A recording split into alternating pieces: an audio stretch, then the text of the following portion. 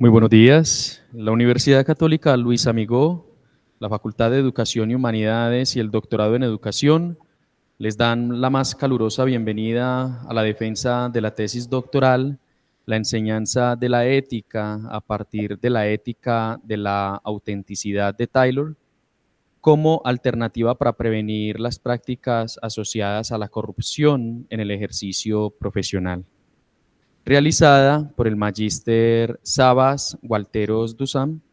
Nos acompañan las autoridades, profesora María Victoria Agudelo Vargas, directora de la tesis, profesional en Contaduría Pública de la Universidad Autónoma Latinoamericana, especialista en Gestión Tributaria de la Universidad de Antioquia, magíster en Educación y Desarrollo Humano de la Universidad de Manizales, doctora en Ciencias Contables de la Universidad de los Andes.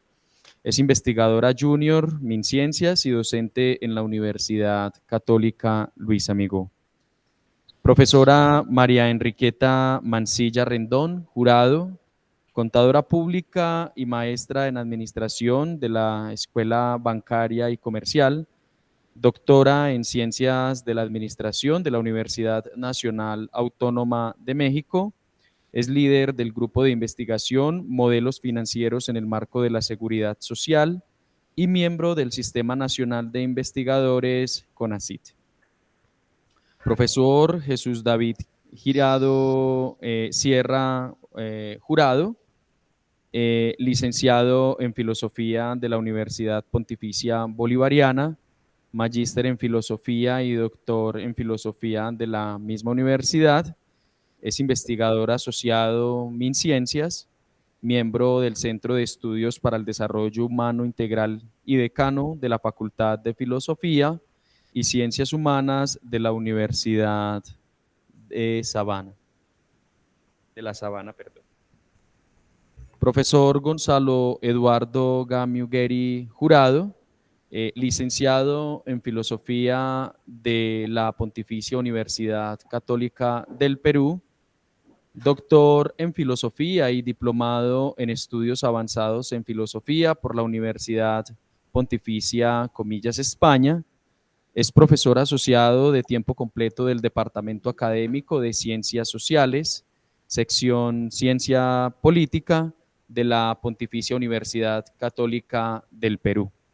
Sus áreas de especialidad son la ética, la filosofía política, los derechos humanos y las ciencias de la religión. Es autor de diversos libros y publicaciones sobre filosofía práctica y justicia y ciudadanía. Nos acompaña también la doctora Carmen Isabel Martínez como delegada por el comité doctoral para este encuentro. A partir de este momento, el magíster Sabas Gualteros tendrá 30 minutos para hacer su presentación. Le agradecemos tener en consideración el tiempo asignado y Sabas, adelante. Buenos días a todos. Primero que todo, quiero dar un agradecimiento a la Universidad Católica Luis Amigó, al honorable jurado que nos acompaña y que me ha acompañado en la construcción de esta tesis. Un agradecimiento especial a las personas que están conectadas vía web, a las personas aquí presentes.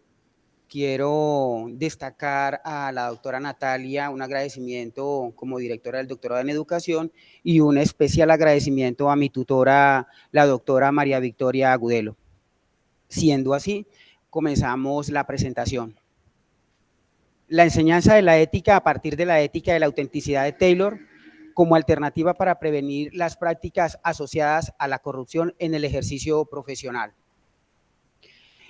En este sentido, vamos a mirar el contexto de la corrupción. Vamos a tomar un concepto que nos da Soto 2003. Él nos dice que la corrupción es el abuso de poder orientado a obtener beneficio particular. Desde los años 90, agremiaciones multilaterales de carácter mundial como el Banco Mundial han mostrado preocupación por la corrupción. La corrupción es un fenómeno histórico, global y estructural que afecta tanto al sector público como al sector privado. Sus consecuencias no son únicamente económicas, también debilita la confianza institucional, afecta la gobernabilidad, profundiza las desigualdades y deteriora el bienestar colectivo, inclusive generadora de violencias. Aunque suele asociarse con grandes escándalos, también se manifiesta en prácticas cotidianas en las que el interés particular se impone sobre el interés general. En muchas de estas decisiones intervienen profesionales que por la responsabilidad y el poder propios de su ejercicio pueden afectar directamente a las instituciones y a la sociedad. Por ello, esta investigación no aborda la corrupción únicamente como un problema jurídico o administrativo, sino también como un problema ético y formativo.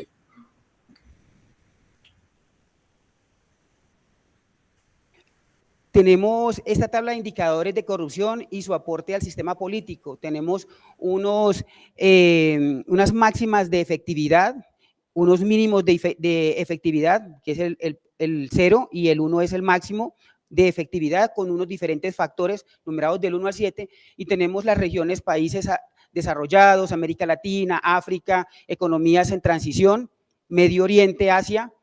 Aquí lo curioso no es mirar los indicadores en sí, porque pues la investigación tiene las puntualidades, es mirar que indiferente del lugar, en todas partes hay corrupción. Tenemos los países con más baja percepción de corrupción en el mundo, con una máxima de 180, máximo nivel de corrupción, y un 1%, como mínimo. Aquí tenemos Dinamarca, Finlandia, Nueva Zelanda, con ese mínimo de corrupción. Tenemos los países de América Latina con la percepción de la corrupción. Aquí en esta tabla lo curioso es mirar ese 180 como máximo, y más de la mitad de los países de América Latina están de lejos por encima de la media de esta máxima de nivel de corrupción. Tenemos los países con más altos índices de percepción de corrupción en el mundo. Tenemos el sur de Sudán, Siria, Somalia encabezando el ranking. Sin embargo, también tenemos que decir que son países en los que se presentan conflictos. Estos datos permiten reconocer la magnitud del fenómeno. Sin embargo, el propósito de esta investigación no es únicamente describir la corrupción, sino identificar el problema ético y formativo que subyace a su persistencia. A partir de este contexto se configura una problematización de la investigación que lo está dimensionando en 5 aspectos: la realidad del contexto que se acaba de exponer, el conocimiento ético reconocido, las prácticas corruptas que persisten, la causa profunda, limitaciones de la formación ética. Si miramos el conocimiento de ético reconocido, los profesionales reconocen que la ética es fundamental para el ejercicio de cualquier profesión. Sin embargo, conocer los principios éticos no garantiza que estos orienten efectivamente las decisiones. Las prácticas corruptas que persisten, a pesar de la existencia de leyes, controles institucionales y códigos éticos, continúan presentándose prácticas en las que el interés particular, el poder o el beneficio económico se anteponen al bien común.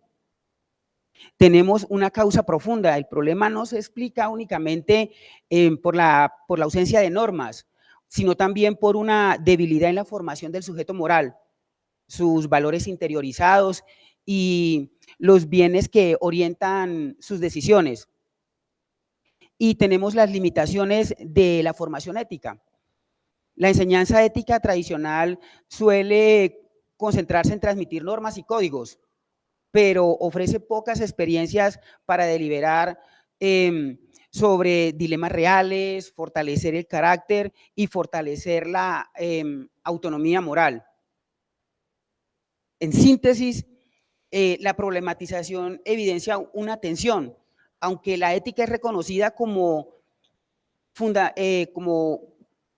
continúa presentándose. Esta distancia entre el conocimiento ético y la acción concreta da origen a la pregunta de investigación. ¿Cómo podría el proceso de enseñanza-aprendizaje, a partir de la ética y la autenticidad de Taylor, prevenir las prácticas asociadas a la corrupción en el ejercicio profesional? Para responder a esta pregunta se formula un objetivo general: presentar una propuesta de enseñanza-aprendizaje de la ética a partir de la ética y la autenticidad de Charles Taylor como alternativa para prevenir las prácticas asociadas a la corrupción en el ejercicio profesional. El desarrollo de este propósito, de este objetivo general, exige avanzar en 3 momentos que hemos llamado los objetivos: analizar los horizontes de significado de los profesionales en la toma de decisiones ante dilemas éticos, explicar las bases de la ética y la autenticidad de los postulados de Charles Taylor, presentar una propuesta de enseñanza-aprendizaje de la ética de la autenticidad de Charles Taylor para prevenir prácticas asociadas al ejercicio de corrupción en el ejercicio profesional. Una vez delimitada la pregunta y establecida la ruta de objetivos, fue necesario revisar qué se había investigado sobre la corrupción, la formación ética, el papel de la educación y los aportes de Charles Taylor.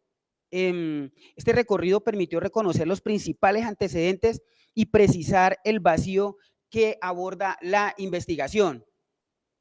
Entonces, tenemos los antecedentes y hallazgos.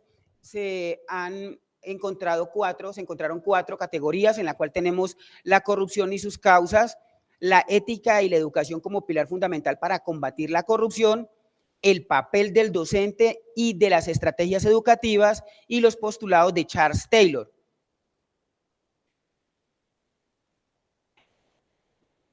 Los antecedentes muestran que la corrupción tiene causas múltiples, combina debilidades estructurales e institucionales con una erosión de los valores éticos. También se ve favorecida por la impunidad, también favorecida por la falta de rendición de cuentas y las deficiencias en la vigilancia y en la sanción. Su prevención exige comprender no solo el sistema, sino también el sujeto y el contexto moral que orienta sus decisiones. Tenemos la categoría la ética y la educación como pilar fundamental para combatir la corrupción. La revisión de los antecedentes permitió identificar que la formación ética cumple un papel decisivo en la prevención de las prácticas corruptas. También mostró que la educación universitaria debe integrar valores como la dignidad, la responsabilidad y el compromiso social. Por ello, la ética no puede reducirse al conocimiento de normas, sino que debe orientarse a la formación integral del sujeto moral. Pero reconocer la importancia de la educación ética conduce a una pregunta práctica: ¿quién acompaña este proceso y mediante qué estrategias? Allí aparece el papel del docente como mediador ético. El docente desempeña un papel central como mediador en la formación ética. Las estrategias dialógicas, reflexivas, experienciales favorecen que el estudiante interiorice los valores y los aplique ante situaciones reales. Además, esta formación requiere coherencia entre el discurso ético del docente y su práctica educativa, porque el ejemplo también educa. Estos aportes pedagógicos muestran cómo puede desarrollarse la formación ética. Sin embargo, era necesario encontrar un fundamento filosófico que explicara cómo se constituye el sujeto moral. En este punto adquiere relevancia los postulados de Charles Taylor. Tenemos la ética de la autenticidad, la voz interior y los horizontes de sentido. Se encontró que la autenticidad no consiste simplemente en hacer lo que cada persona desea, sino en actuar con fidelidad, con valores profundos y con coherencia entre las convicciones y las acciones. La voz interior y los horizontes de sentido orientan las decisiones y el proyecto vital. Por ello, este enfoque ofrece un fundamento filosófico sólido para comprender la construcción de la identidad moral del profesional. En síntesis, los antecedentes mostraron que la corrupción posee causas institucionales y morales, que la educación ética resulta necesaria y que el docente cumple una función mediadora. No obstante, permanecía la necesidad de explicar cómo se configura interiormente el sujeto que decide. Este vacío orientó la construcción del marco teórico. El marco teórico se estableció en dos dimensiones, una ética y una de pedagogía y didáctica. La ética viene a recoger toda la tradición ética y Charles Taylor no viene a combatirla, anularla, desplazarla, sino todo lo contrario, viene a articularla. Es así que dentro de la investigación para el marco teórico, aquí en la presentación, se presentan unos autores destacados. Por ejemplo, tenemos a Polo et al. Él nos habla de que la ética interpreta los cambios sociales y culturales para orientar la comprensión de las normas y el actuar responsable. Bautista 2006 dice que la ética proporciona los principios que permiten evaluar las conductas humanas y orientar la formación del carácter. Gadamer, el conocimiento surge del diálogo, así es posible interpretar la experiencia. Kant fundamenta la moral en la razón, la autonomía y el deber, siendo las personas los fines en sí mismos y no como meros medios. Y Bentham fundamenta la acción moral en el principio de utilidad, elegir aquello que mayor felicidad nos proporcione. En esta tradición ética viene a articular Taylor con esa fuerte valoración que ciertos bienes son superiores en sí mismos, viene con la ética de la autenticidad, parte de una moral donde las instituciones están ancladas a la interioridad, enraizadas en el instinto. Nos habla del trasfondo moral, de ese suelo de valores y significados que nos ayudan a interpretar lo que es valioso y lo que atesoramos. Los marcos referenciales, que también son llamados marcos de sentido, y la dignidad que la relaciona con el comportamiento. En la parte didáctica destacamos a Rojano, nos habla del proceso que involucra al individuo con la sociedad, direccionando a la adquisición de conocimientos y a la construcción de su carácter, ese decir y dejarse decir. Palacios, 1980, estrategias, recursos y mediaciones que posibilitan el proceso de enseñanza-aprendizaje. Gadamer, el diálogo es protagonista, mediado por la palabra, construye un movimiento dialéctico orientado a esclarecer el sentido de las cosas. Fulat, de la pedagogía como una disciplina filosófica que mediante la reflexión crítica se educa y se da sentido a la existencia. Una vez establecidos los referentes conceptuales para comprender la identidad, la deliberación y la acción moral, fue necesario definir una metodología que permita acercarse a las experiencias reales de los participantes.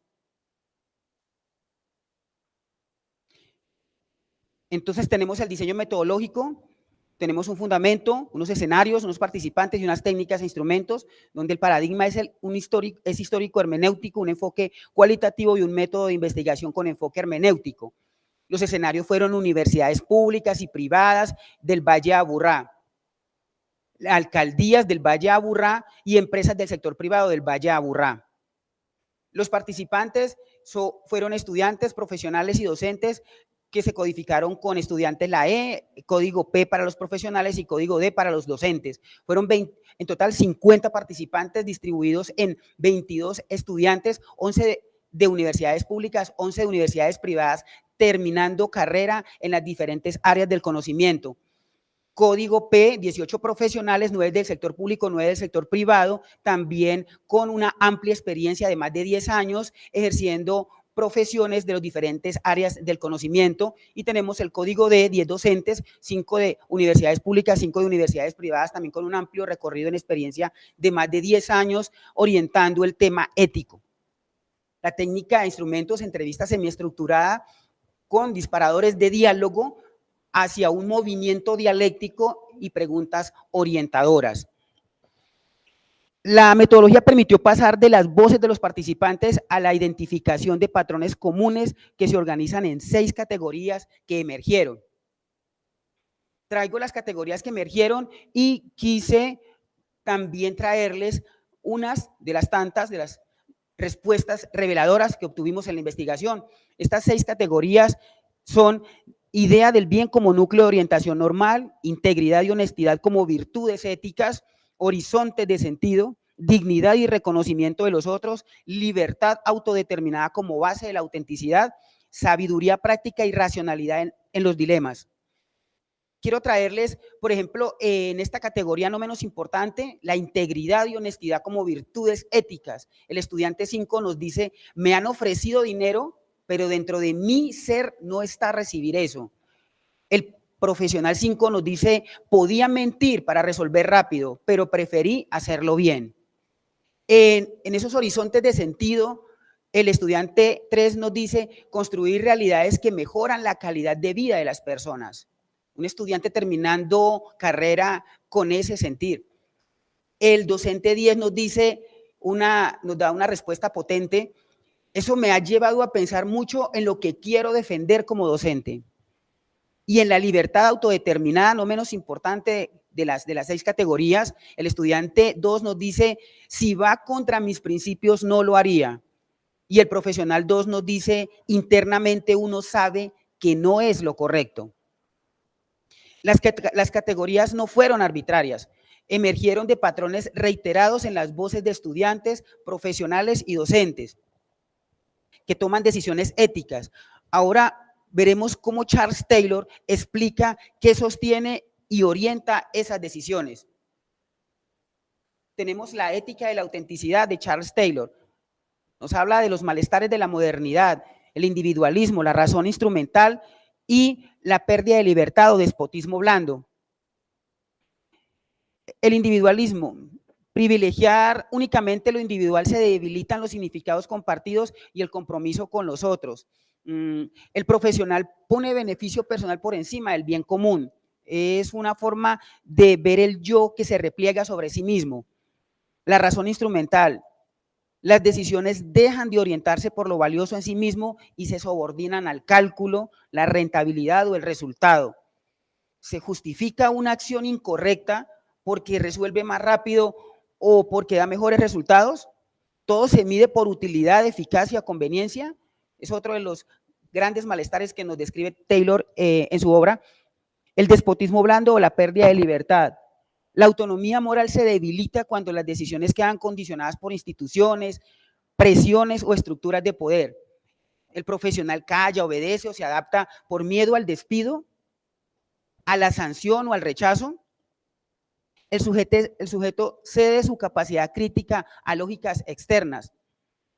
Estos 3 malestares explican por qué la ética de la autenticidad en Taylor no se reduce a la autoexpresión, sino que propone formar sujetos capaces de orientar sus decisiones desde la voz interior, los horizontes de sentido y el reconocimiento del otro. En esta diapositiva tenemos la manera en que estos postulados de Taylor van del interior, pero también en su mismo sentido están saliendo. Es una imagen muy, muy bonita. Entonces tenemos el reconocimiento del otro y de sí mismo. La identidad se construye en relación con los demás, implica reconocer la dignidad, el valor y la singularidad del otro, así como comprende el proceso del propio valor, los compromisos personales y la responsabilidad por las decisiones. El horizonte de sentido: Es la capacidad de decidir, actuar desde convicciones y valores profundamente reconocidos sin someterse de manera irreflexiva a presiones externas, intereses particulares o simples impulsos. Supone autonomía y responsabilidad. Escuchar la voz interior y ser fieles a nosotros mismos. Consiste en reconocer aquello que consideramos moralmente valioso, actuar de manera coherente con ello. La voz interior no representa un deseo caprichoso, sino una conciencia formada en diálogo con los valores, las experiencias y los otros. Estos postulados de Taylor también los muestra a partir de otros conceptos, como lo que es el trasfondo moral. Es el conjunto de creencias, valores, intuiciones y supuestos muchas veces implícitos que sostienen nuestros juicios y nos permiten interpretar qué consideramos correcto, digno o valioso. Habla de los hiperbienes. Son bienes de orden superior que sirven como criterios para jerarquizar otros bienes y orientar las decisiones. En la investigación se relacionan especialmente con la honestidad, la verdad, la dignidad y el reconocimiento del otro. Y ese bien último que persigue la ética de la autenticidad, el sujeto moral. Es la persona capaz de reflexionar, valorar y justificar sus acciones, reconocer bienes superiores, asumir las consecuencias de sus decisiones y actuar desde principios interiorizados. Aun cuando orienta presiones, no existe o no exista vigilancia externa. Las categorías que encontramos: idea del bien como núcleo de orientación, integridad y honestidad como virtudes, horizontes de sentido, dignidad y reconocimiento de los otros, libertad autodeterminada como base de la autenticidad y el análisis racional de dilemas morales. Vienen en estos resultados, en este análisis concluyente, decantan la idea del bien como vida buena y vocación. La integridad y la honestidad decanta como coherencia entre el creer y el actuar. Los horizontes de sentido es ese proyecto de vida vital y de comunidad. La dignidad y el reconocimiento de los otros es el otro como referente moral.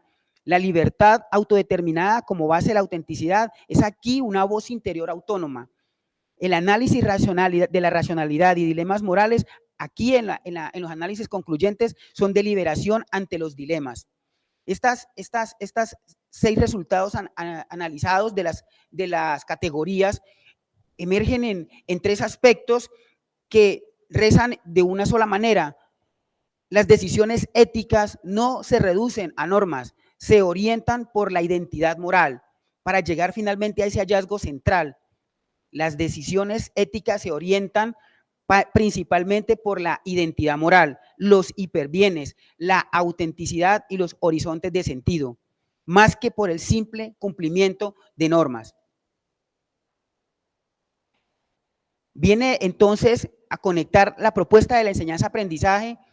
Es el modelo de enseñanza propuesto, es fundamentado en la ética y la autenticidad de Charles Taylor, orientado a formar futuros profesionales como sujetos morales a partir de las categorías emergentes de la investigación.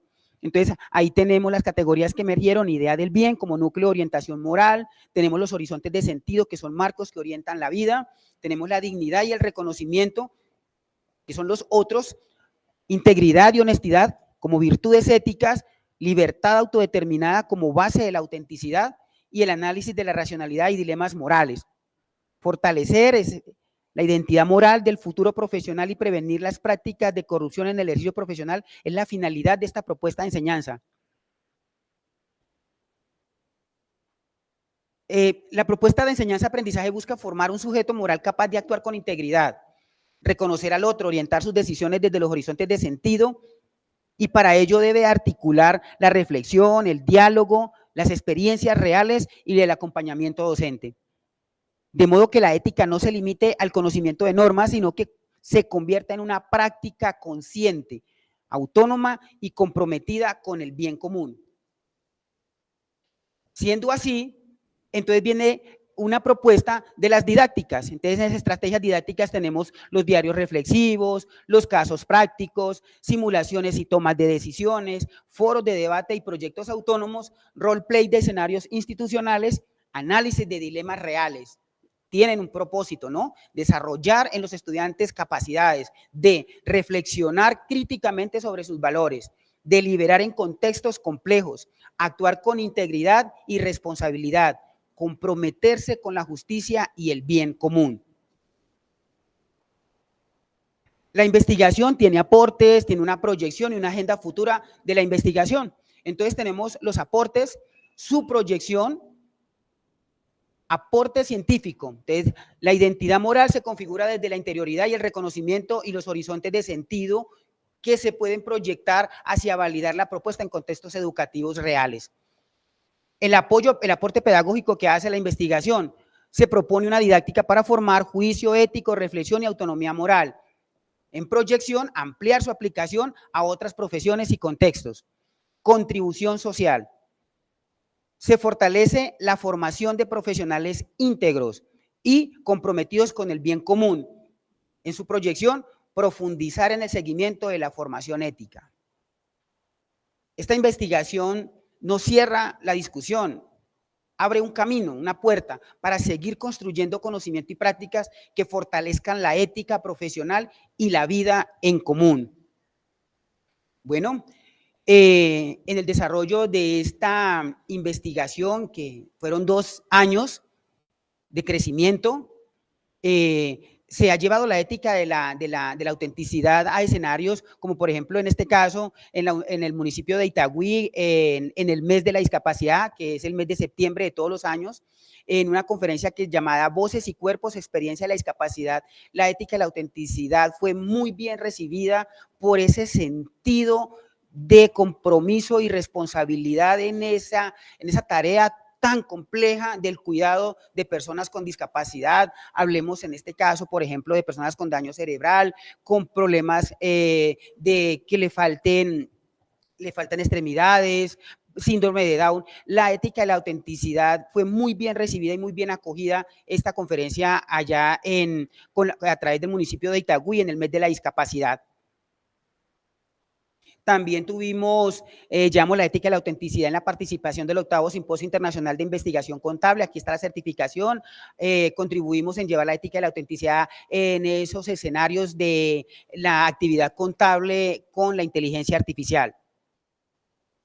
Bueno, con la imagen de nuestro autor Charles Taylor, solo me resta decirles a todos ustedes gracias.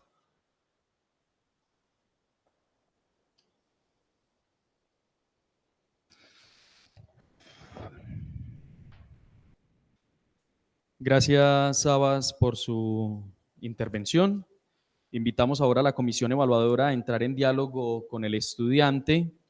Doctora María Enrique comienza, luego el doctor Jesús David y finalmente el doctor Gonzalo Eduardo.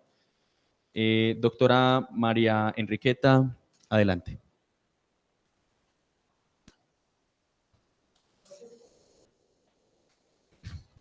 Doctora, el micrófono.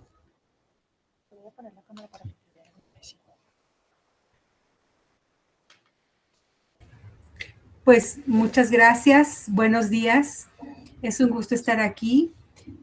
Primero, pues bueno, agradecer la consideración para participar en este claustro con este hermoso tema tan impresionante, muy bien llevado, y pues bueno, también felicitar a la directora de la tesis, doctora Agudelo, muy bien llevado el documento.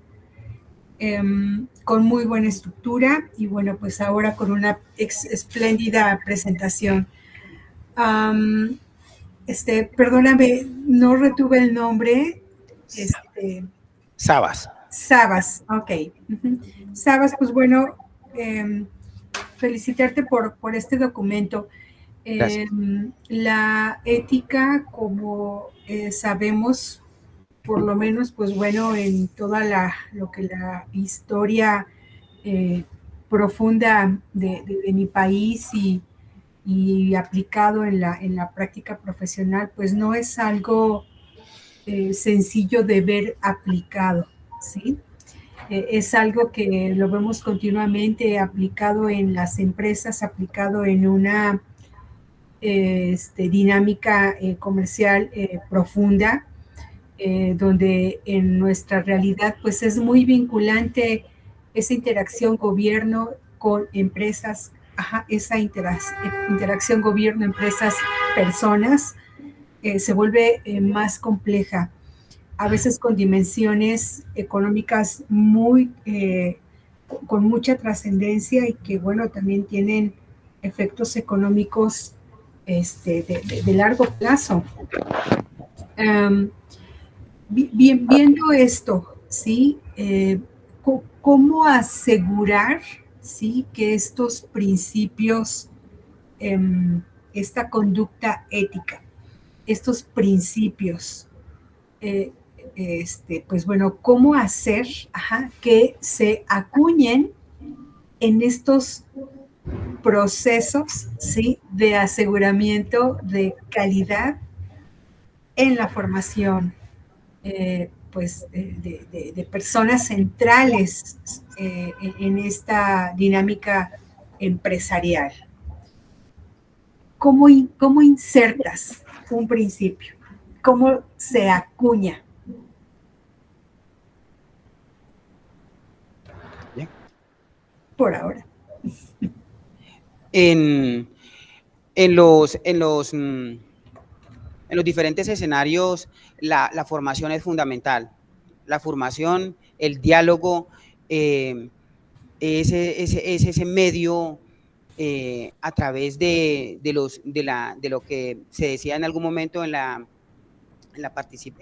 presentación, sobre que educar también requiere ejemplo, la práctica. No se puede quedar todo solamente en el discurso, en los libros, en las digitalizaciones. La formación del sujeto moral implica conciencia. La conciencia es una formación permanente, no puede detenerse. Entonces, la capacitación, la formación, las didácticas y la práctica nos llevan a que esto también se normalice. También es posible normalizar la ética, el correcto actuar. Es posible normalizar que las personas tengan esa voz interior que siempre les señale, les muestre esa brújula interna, hacer lo correcto a partir de la práctica y la formación. En sí mismo es la misma palabra acuñar. Acuñar es exactamente esculpir, profundizar. No hay otra forma de llegar. Es esto, ¿no? Más bien, como dices, esa conciencia que tiene que ser de uso común, y más que normalizarse, es el deber ser, ¿sí? O sea, no requiero una capacitación para tener una actitud honesta, porque entonces esa voz interior, como dices, pues me está aconsejando probablemente lo contrario, ¿no? Por ejemplo, aquí en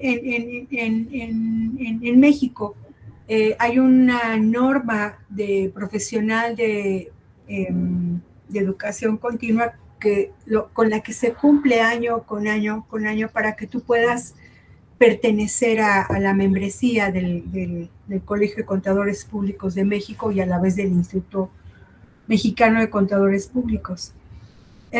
Y hay un puntaje con el que se debe de cumplir, y son 5 puntos entre los 40, 60 que son, dependiendo del área donde estés, con un puntaje, 5 puntos relacionados a principios éticos. Pero es esto, ¿sí?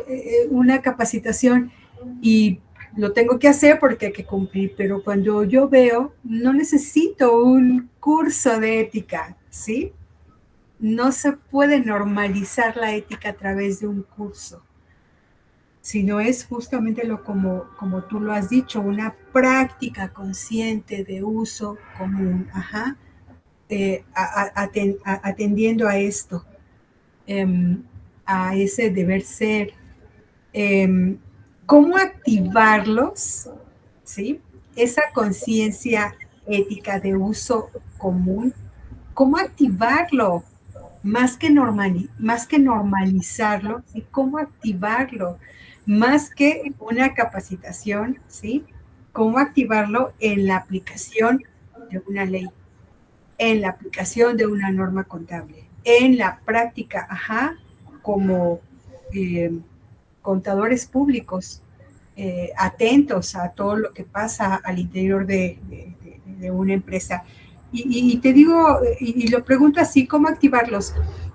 Ayer estuve con un notario y el notario, pues bueno, había que pagarle sus honorarios y me da la cantidad y entonces yo le dije, sí, por favor, mi factura con estos datos. Y entonces él dice, pero si quiere factura, es el IVA, más el IVA, ¿sí? Y entonces yo le digo, ¿cómo? La ley dice esto y su actividad no está exenta. Me tiene que dar la factura con el IVA integrado. Si esto y no es algo nuevo, o sea, esto era algo común hace 40 años. Hoy con tanta tecnología, hoy con, que tenemos la ley en la mano con un clic, ¿sí? Con tantos cursos de capacitación, esta persona que ejerce el derecho,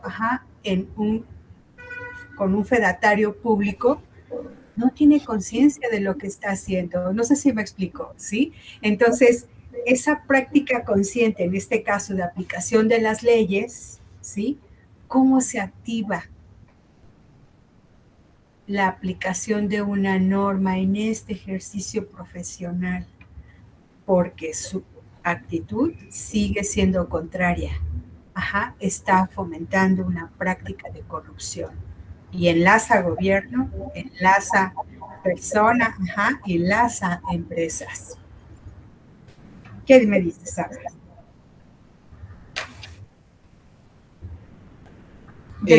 Hablo de mi país, ¿no? De lo que ayer vi. Sí, agradezco el aporte de su diálogo. Sí, absolutamente es la práctica de los valores, poder entender el contexto del otro y del beneficio de lo que es construir una de las frases de Taylor sobre el trasfondo moral. Es el conjunto de creencias, valores, intuiciones y supuestos que nosotros los tenemos y los convertimos como en juicios y nos permiten interpretar que hacemos lo correcto. La construcción de la voz interior no es un concepto que aparece, requiere de afinarlo poco a poco, la práctica, ¿sí? Llevarlo a las universidades, llevarlo a las empresas, llevarlos al contexto de la familia, de nuestros amigos. Así como la corrupción se dispersa de esa forma, este medio que ayuda a combatirla debe hacer y llegar de la misma manera, y la práctica es fundamental. La construcción del sujeto moral es una serie de factores, no es una respuesta, no es una receta, y es a través de la práctica, del voz a voz. Sí, es esto como bien lo has desarrollado, ¿sí? Es este reconocimiento a la persona, ¿sí? El respeto a la persona, a la ley, a la institución, ¿sí? Al proceso, el ser fiel. Incluso yo te diría aún más, es tener temor, ¿sí? Es también tener conciencia de los efectos de una mala práctica o de olvidar ese principio, efectos que muchas veces los gobernantes, y reitero, me centro en mi país, ¿sí? No respetan, no reconocen, ignoran, olvidan efectos que no se analizan, no se razonan, tampoco se miden, y el costo de estas malas decisiones o principios no aplicados o prácticas indebidas, el costo lo lleva a la sociedad. Gente común, ¿no? Del día a día, que lo llevamos en un costo social, visto desde muchos enfoques, en un costo económico, como el que te platicaba yo ayer, inclusive con un efecto o con una repercusión legal importante. Entonces, ¿cómo hacer, Sabas, para que esto pueda cambiar? Atendiendo desde lo que tú apuntas en tu tesis, ¿no? En este ejercicio profesional, ¿cómo hacer para que esto pueda cambiar? ¿Cómo hacer que las personas efectivamente lo vivan, lo sientan, ¿sí? Y lo lleven consigo principalmente cuando se están formando estos estudiantes?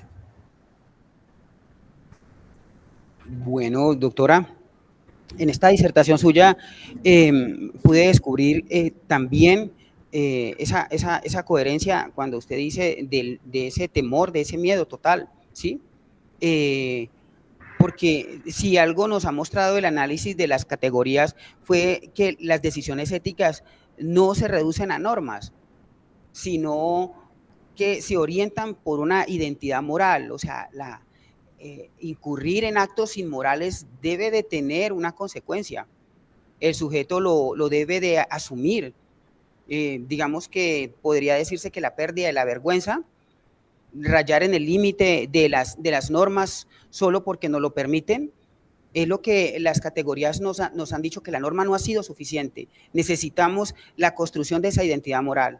La identidad moral de nosotros, esa voz interior que nos puede golpear y decirnos que no estamos haciendo lo correcto.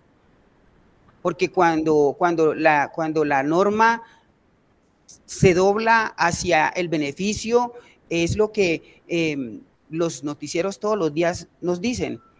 Entonces, considero de que esa identidad moral y esa construcción del sujeto moral que nos habla Taylor es muy importante. Si nosotros mismos no somos los primeros en caer en cuenta de que hacemos lo correcto y que eso está mal, y llamémoslo de esta manera, ese temor a que nuestra propia conciencia nos recrimine por nuestros actos, pienso que es una respuesta. Sí, esto pasa, ¿no? Con malhechores que se pasan toda su vida haciendo daño, ¿no? Y al final dicen, sí, lo siento, me equivoqué, sí me explico, pero el costo ya lo vivió una sociedad, familias. Es muy importante esto que dices, ¿no? El ejemplo arrastra, ¿sí? Porque gente de esta calidad moral tan escasa se ha vuelto prototipo para jóvenes que no necesariamente tienen toda esta conciencia, ¿no? de las actividades que mucha gente realiza, no en beneficio de otras. Finalmente, dime, ¿por qué piensas entonces que códigos de éticas que están muy bien diseñados, muy bien estructurados, muy bien especificados, descritos y con principios que están así, muy bien, narrados, descritos, incluso aplicados en ejercicios puestos? ¿Por qué piensas que esto no ha funcionado en cualquier profesión, en el ejercicio profesional, en la formación? Bueno, doctora, la norma es un límite. De manera práctica, la norma siempre ha sido un límite. Si algo se ha venido observando es que ya los límites no son suficientes. La norma no, ya ha desbordado la corrupción, la norma. Entonces, la ética y la autenticidad viene a abrir más una posibilidad de poder contener el actuar incorrecto, de poder contener todos los efectos de la corrupción, violencias, desigualdades, empobrecimiento. Entonces, la ética y la autenticidad es una respuesta para que más allá de la norma también haya un control. Ese control se llama el sujeto moral. Sí. Y además se requiere valentía, Sabas. Se requiere convicción para que esto funcione.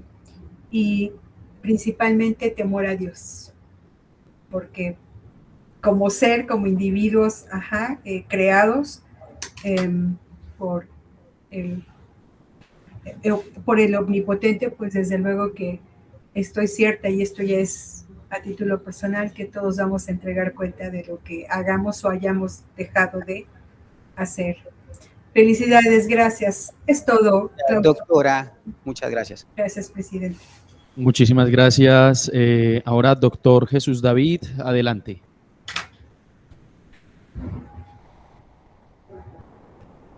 Muchísimas gracias. Bueno, verdad que un honor estar por aquí en esta mesa de jurados. Felicitaciones a Sabas por este trabajo tan interesante. Felicitaciones también a la doctora Agudelo, que bueno, a veces ese trabajo silencioso, comprometido y generoso de los directores de tesis no es tan bien reconocido, pero hay que valorarlo. Nosotros como académicos, que hoy, Sabas, antes de hacer los comentarios y las preguntas, quiero aclarar que no estamos aquí en calidad de verdugos, sino de representantes de una comunidad científica que justamente está evaluando si puedes acceder al nivel más avanzado de formación académico de una persona, que es el doctorado. Entonces, y te han llevado de la mano en este acompañamiento, la doctora Agudelo, entonces hay que reconocerla ya también este trabajo importante. Bueno, sobre esta tesis a mí me ha gustado mucho. Este es un autor que a mí particularmente me gusta. He leído con cierta seriedad y sobre todo con un espíritu contrastativo y también con una actitud precautoria en muchos sentidos, porque no hay que tomárselo tan entero lo que dice, ¿no? Hay que desmenuzarlo y tal. Entonces voy a ir un poco comentando. Por favor, regálenme 4 o 5 minutitos para ir dando algunos detalles sobre mi valoración de la tesis y de lo que escuché ahorita en la defensa, que también hace parte del proceso evaluativo. Me parece que esto es una tesis sobre todo de orden aspiracional. A mí me gustó mucho lo esperanzador que se muestra, de una dimensión aspiracional importante, ¿no? Aborda este problema social, educativo, que yo creo que es supremamente importante. Yo estoy muy cansado de ver, de leer textos y de leer y analizar tesis del orden de maestrías y doctorales que se quedan mucho en la fase diagnóstica. Yo creo que aquí hay una audacia tanto de la directora de tesis como del candidato en tratar de ir más allá y pasar del diagnóstico a una propuesta. Eso hay que valorarlo en las ciencias sociales y humanas, que a veces somos bastante insistentes en presentar diagnósticos de asuntos que ya están, digamos, sobresabidos. Este asunto de señalar la insuficiencia de una enseñanza a la ética reducida a normas, a los códigos deontológicos, me parece a mí de una crítica, no sé si suficiente, ahorita miraré un poco las críticas, pero yo creo que adecuado al tema deontológico, el tema de la transmisión conceptual para afrontar las prácticas de corrupción en el ejercicio profesional. Me parece que hay un acierto en la elección de Charles Taylor, ¿no? Para el tema de la formación de sujetos capaces de orientar su acción desde los bienes superiores. Ahorita haré unas críticas al respecto sobre eso. Y bueno, creo que hay un horizonte de significado importante que se fue desarrollando en el transcurso de la tesis. El tema del reconocimiento del otro, la deliberación, ¿no? El tema de la coherencia vital, yo creo que eso es muy rescatable de la tesis, ¿no? Una intuición central valiosa, como decía, la tesis está más en el orden aspiracional que lo que realmente promete, que es mostrar que efectivamente se puede decir que hay una alternativa para prevenir las prácticas asociadas a la corrupción. Yo creo que no lo logra, desde ya te lo digo, Sabas, con mucha franqueza, pero yo creo que hay una dimensión aspiracional importante allí que hay que valorar y que le deja un sentido de esperanza importante sobre lo que puede seguir de este tipo de investigación, que yo sé que no tiene la ambición de ser o no la tuvo, una investigación longitudinal ni nada de eso, ¿no? A veces los doctorados no alcanzan para tanto, pero bueno. Hay una pertinencia del problema, yo creo que es interesante esta intuición pedagógico-filosófica, ¿cierto? Que bueno, yo creo que hizo un buen trabajo en las precisiones conceptuales con algunas debilidades que señalaremos. La tesis entiende acertadamente que conocer códigos profesionales no garantiza actuar con integridad cuando aparecen estos incentivos económicos, presiones institucionales o conflictos de lealtad. Creo que este desplazamiento permitió articular la educación ética con la identidad personal y profesional, la capacidad de realizar evaluaciones cualitativas, el reconocimiento del otro, como ya lo dije, la formación del juicio práctico, la responsabilidad por las consecuencias de la acción. Hay una articulación muy valiosa entre la filosofía moral y la educación. Creo que se logró establecer ahí un puente, yo lo calificaría como un puente fecundo, si me permiten la expresión, entre la antropología moral de Taylor, que es una antropología que eventualmente desemboca en ética y asuntos de ética social. Me parece a mí, y esto es una crítica no a Sabat ni a la doctora Agudelo, sino a Taylor, que Taylor carece de una seria fundamentación de orden antropológico que uno puede encontrar en otros autores, sobre todo de orden trascendental, ¿no? De un análisis trascendental de la persona, de la naturaleza humana, de la esencia y de la interioridad misma de la persona. Pero creo que es un autor, bueno, interesante, que yo creo que fue acertado que lo hayan traído a colación, ¿no? Muy valioso eso, ¿no? Que uno puede, cuando analiza Taylor y luego esta tesis, cree que algunos conceptos pueden quedarse a nivel abstracto, ¿no? El tema de la autenticidad, la identidad, el horizonte de significado, el reconocimiento, la libertad autodeterminada, el tema de los hiperbienes. Yo creo que se debió trabajar mejor hiperbienes, ya lo diré. Todo esto, ¿no? Traducidos en objetivos formativos y actividades pedagógicas. Eso es muy valioso de la tesis, lo reconozco. Constituye uno de los resultados más utilizables de la investigación. Esto que hiciste, la propuesta incluye diarios éticos, análisis de casos, simulaciones, debate. Bueno, tema me pareció interesante allí, sobre todo por la conexión luego con asuntos de aprendizaje experiencial, los aspectos reflexivos y dialógicos.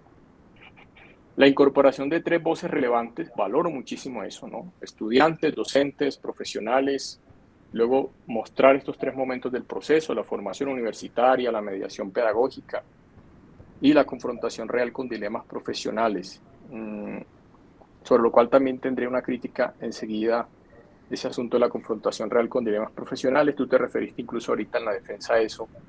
Me pareció, esto lo voy a decir perdóname, con poca delicadeza, pero me pareció que ahí debimos ser un poquito más, un poquito más cautos, digámoslo así, ¿no? Con lo que dice la gente, ¿no? Y estas distinciones entre la narrativa y la autocomprensión y autodescripción de las personas y, por otro lado, las acciones reales, ¿no? No es lo mismo la narrativa que uno desarrolla de lo que uno termina haciendo. A veces la gente, las investigaciones dice, yo nunca tomaría ese dinero, como decía ahorita la doctora María Enriqueta, pero vaya a ver en la práctica. Y eso, yo sé que en una tesis de este tipo, dentro de investigación, no se puede mostrar tan claramente, pero sí que hay herramientas de orden metodológico que pudiesen permitirnos algo un poquito más, ir un poquito más allá de la mera narrativa o autodescripción de los sujetos. Bueno, un asunto también muy valioso me pareció es esta recuperación, ¿no? Del sentido vocacional de las profesiones en los relatos. Eso tiene un aspecto muy bueno, la gente mostrando que la profesión la ve como servicio, como contribución social, búsqueda de justicia, de realización personal. Eso me pareció valiosísimo. El tema de las 15 categorías sistematizadas, fíjate que también valoro mucho eso. Yo creo que eventualmente estas categorías necesitarán una mayor depuración, estoy convencido de eso. Pero yo creo que hay una base importante aquí. De nuevo, el tiempo en el que uno hace una investigación doctoral no alcanza a veces para hacer tanto y hay que delimitar. Pero bueno, el tema de la integridad, la coherencia vocacional, el concepto de resistencia, de autonomía, que es todo un concepto en filosofía que tiene un peso impresionante. El tema de la liberación, de la justicia, que se diga que es un concepto también con una profundidad grande en filosofía. Y que, bueno. De la metodología también resalto varios asuntos, yo creo que son importantes, el tema de la utilización de entrevistas semiestructuradas, el tema de grupos focales, los relatos concretos, la codificación de los participantes, etc. Pero bueno. El aporte en términos filosóficos, pues como sabes, yo estoy más en el área de la filosofía y a eso centraré más mi crítica ahorita y señalaré algunas debilidades, ¿no? Resalto de lo filosófico, que yo creo que tú lograste vincular bastante bien, ¿no? La identidad no se construye en el aislamiento, toda esta dimensión dialógica de la identidad me gustó mucho. El tema del trabajo alrededor de la libertad, ¿no? Que no se trata simplemente de elegir, sino orientarse a aquello que merece ser elegido, ¿no? Eso es una expresión, además, muy interesante en la tradición ética y política. La autenticidad, ¿no? Que no solamente equivale a hacer lo que uno desea, sino a responder responsablemente a bienes que dan sentido a la existencia, ¿no? El concepto de sentido también importante. Las evaluaciones morales, el presupuesto de los horizontes de significación que no pueden ser vistos, digamos, como producidos de manera arbitraria por el individuo. Yo creo que eso es valioso también de la tesis. El tema del reconocimiento del otro, que ya lo mencioné. Bueno, voy entonces Sabas, algunos aspectos, ya mencioné algunos temas que me parecen muy valiosos. Voy a referirme a asuntos que yo creo que son débiles de la tesis y que en el informe que envié en su momento, dado que es un informe con ciertas limitaciones allí, no permitieron sino poner simplemente los titulares. Yo quisiera hoy, sobre todo porque este es un ejercicio formativo para ti, ¿no? Esto no es simplemente para hacer checklist. Aquí todavía estás en proceso formativo de tu doctorado. Entonces, la tesis promete demostrar más de lo que investiga, ¿sabes? Como te lo decía al principio. Este asunto de voy a mostrar alternativas o señalar o identificar alternativas para la prevención de la corrupción, yo creo que se prometió, pero fue de nuevo quedó más en el orden de lo aspiracional. Yo no lo vi tan claro. Al final yo no vi tan claro que haya una propuesta didáctica para prevenir esto. La evaluación de los cambios entre el racionamiento y el comportamiento de los participantes, eso no está tan claro. De nuevo, no es una investigación longitudinal, pero algo sí debiste darnos. Las conductas corruptas efectivamente ocurridas son diferentes, ¿no? De los asuntos narrativos o de las autodescripciones que dan las personas sobre ciertas situaciones hipotéticas que algunas veces aparecen en las entrevistas y en los relatos. Y al final yo me quedé esperando asuntos un poco que yo pudiese incluso llevarme más. Yo también soy profesor de ética y de ética profesional y de ética en la investigación en varias universidades. Incluso por allá en México, doctora María Enriqueta. Y yo me quedé esperando como indicadores de prevención específicos, ¿sabes? Como al final asuntos que, bueno, de nuevo, hubo un poco más de promesa de lo que realmente se llevó a la realidad. Yo creo que lo más conveniente sería sobre este punto decir que la investigación fundamenta y diseña una propuesta de formación ética que podría contribuir a la prevención de la corrupción, ¿cierto?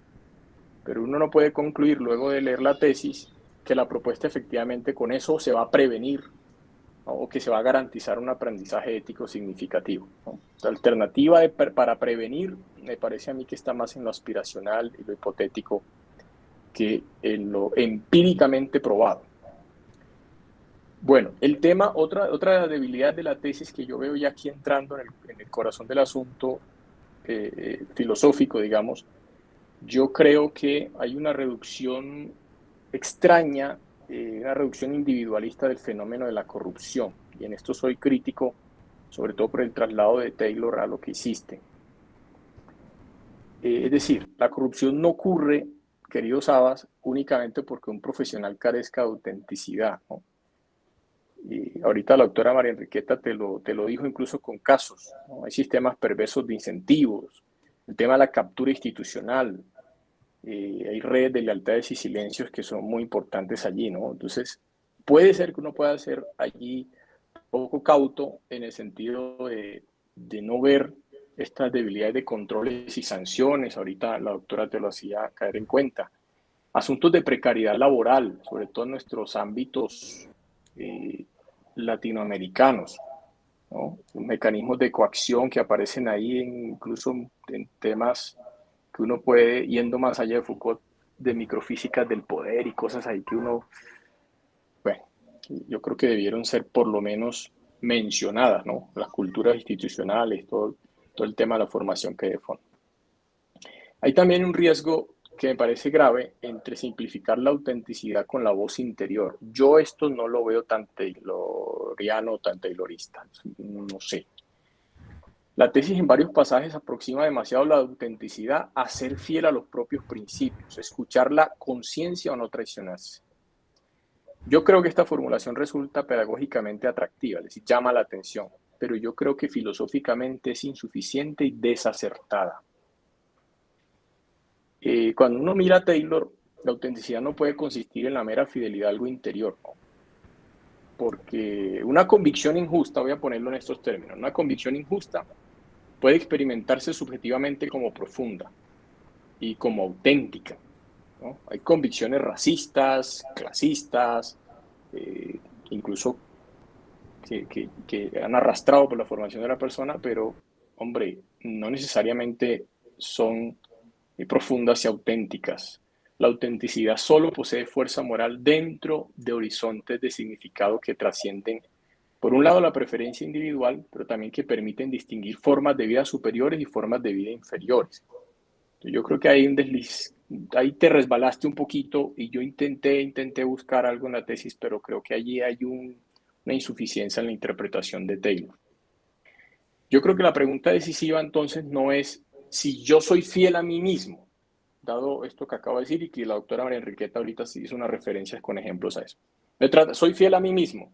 Yo creo que la pregunta sería, ¿es verdadero, es justo, es digno aquello a lo que yo soy fiel? Sí me va a entender, porque puede ser que yo sea fiel a convicciones perversas, incluso que tengan que ver con el disfrute de situaciones socialmente reprochables. Entonces, claro, cuando uno revisa la tesis, hay unas expresiones que son fuertes, pero hay que tener mucho cuidado, ¿no? Que están muy referidas a es que yo siento, es que mi conciencia me dice o me dijo, yo no negocio mis principios, ¿no? Y entonces con eso uno concluye que hay autenticidad tayloriana. No, yo te tendría que decir con mucha franqueza en términos filosóficos que eso no es la autenticidad tayloriana.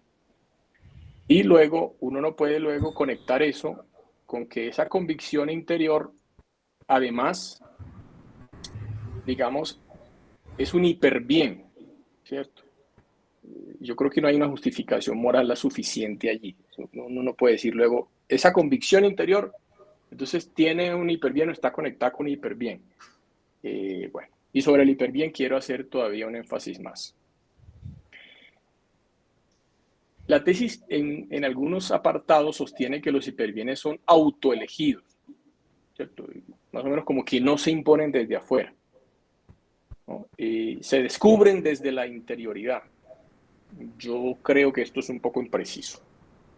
Los bienes en Taylor, cuando uno revisa el pensamiento de Taylor, sus obras, los bienes no, digamos que no obtienen su valor simplemente porque el sujeto los elija. O sea, un bien no posee, incluso si lo vemos, voy a darle la vuelta a Taylor incluso desde el punto de vista metafísico, ¿no? No obtienen su valor por la elección del sujeto. De hecho, la crítica que hace Taylor al subjetivismo consiste justamente en afirmar lo contrario, es decir, que ciertas realidades reclaman nuestro reconocimiento con independencia de nuestra voluntad. Miren, mira ahí lo fuerte que es a nivel, de nuevo, si me doy la vuelta metafísicamente a Taylor, el tipo lo que está diciendo es lo contrario a algunas cosas que se afirman en la tesis, ¿no? La persona interpreta, articula, ¿no? Se apropia de los bienes, pero ojo, por esto no está creando soberanamente el valor de esos bienes por elegirlos. Entonces, filosóficamente, allí en el corazón hay imprecisiones en el corazón de la tesis. Entonces, esta imprecisión, claro que afecta eventualmente la propuesta didáctica, porque si el docente solo debe ayudar al estudiante a descubrir sus propios valores, yo me preguntaría, entonces, ¿con qué criterio podría cuestionar valores racistas, egoístas, discriminatorios, corruptos, que el estudiante considera auténticos de antemano? Entonces, la ética requiere un acompañamiento, claro que sí, pero ojo, también implica crítica, actitud crítica profunda, incluso de razonamiento metafísico serio, antropológico trascendental, argumentación, contrastación con asunto de contrastación incluso público a nivel social de los bienes que son bienes y son valiosos independientemente si la gente los elige o no. Piensa un poco en el régimen nazi y lo que la gente elegía hacer o no hacer y estaba mal y punto, ¿no? Y hay asuntos que son bienes y por eso se llaman bienes porque tienen un valor per se y no porque los elijamos o no de acuerdo a las circunstancias o condiciones sociales. Doy aquí un salto y con esto voy digamos, concluyendo, pero doy un salto aquí a lo que yo considero también una debilidad de la tesis, tiene que ver con una circularidad, ¿no? Entre la teoría, los instrumentos y los resultados, ¿no? Y conecto con lo siguiente, y es, yo lo que veo es que, claro, se definen unas que yo lo mencioné como valioso al principio, unas categorías, ¿no? Las categorías de Taylor. Luego se generan unas preguntas que están orientadas desde estas categorías por Taylor. Luego se abre el horizonte de los relatos de los participantes. Luego hay una interpretación desde Taylor y luego hay una confirmación de las categorías de Taylor. No sé si alcanzo a ser explicativo en este sentido, pero esa circularidad a mí me parece un poco problemática, ¿sí? ¿Por qué? Porque eso en sesgos de investigación se llama sesgo de confirmación. O sea, yo más o menos presento unas categorías que luego voy a buscar en los relatos de participantes para confirmar las categorías taylorianas. Eso me parece un poco, sí, sesgado, esa es la palabra. Yo sugeriría, ¿no? Porque ahorita vas a ser realmente investigador de ahora en adelante, cuando ya seas doctor, pero yo sugeriría que luego le prestes mucha atención a los sesgos en los que puedes caer como investigador, ¿no? Preguntarse qué resultados contradicen la teoría, qué casos no encajaron y ser muy franco con eso. Esto no encajó y hay que presentarlo con mucha franqueza. ¿Qué categorías surgieron realmente los datos, las interpretaciones alternativas que primero debieron considerarse? Y también un asunto que yo creo que es importante y es no ser tan rígido con las categorías, porque hay algo que la investigación tiene que considerarse, y es las famosas categorías emergentes. ¿Sí? Una cosa son las iniciales y otras son porque para que no entres en esa circularidad del sesgo de confirmación. Bueno, esto es consejo que te doy aquí sin que me lo hayas pedido, pero bueno. Y un asunto, y con esto termino,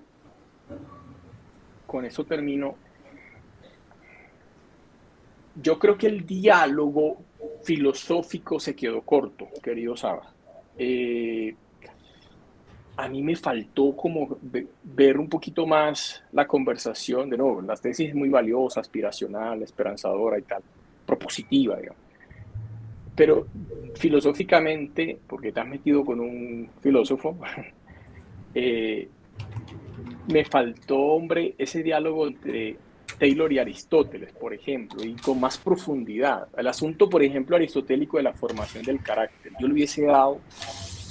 no, eso tiene mucho ahí, mucha tela por acortar. Yo creo que es tema de la formación del carácter.